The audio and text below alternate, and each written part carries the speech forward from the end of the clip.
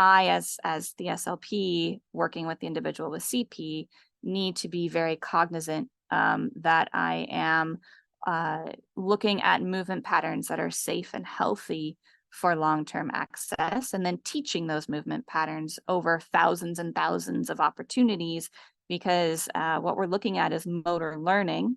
And we know principles of motor learning for anyone, whether we're learning how to hit a baseball or play the piano or play the guitar, that we need thousands of repetitions to learn a motor task. So when I'm looking at access, like switch scanning for the individuals with whom I work, then I'm always thinking about how can we get those thousands of opportunities to support their ability to engage in automatic access, so they don't have to think about it.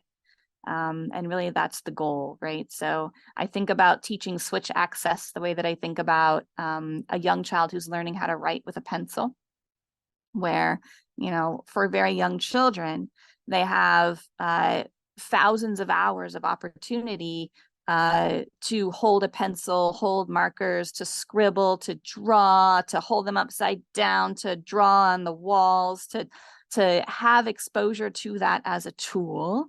And it's in their environment, right? Typically developing children, they go over, they pick it up, they write, they scribble, they draw, they do whatever they're going to do with it.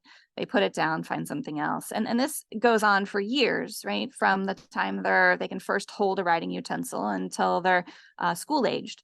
And only when they get to school aged do we expect them to use that tool functionally for some kind of output, right? When they get to school, a kindergarten teacher says, okay, now you've had all these years to figure out how to hold this thing and how hard to press and not to write on walls. And now you're going to use it to write your name.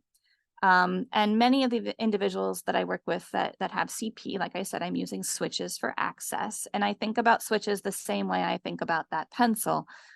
So I need to give that individual thousands of opportunities to practice switch activations before I layer on any kind of language or any kind of functional activity where I'm testing them or where I'm expecting them to be very purposeful with their switch hits, right? We need lots and lots of exposures just for learning.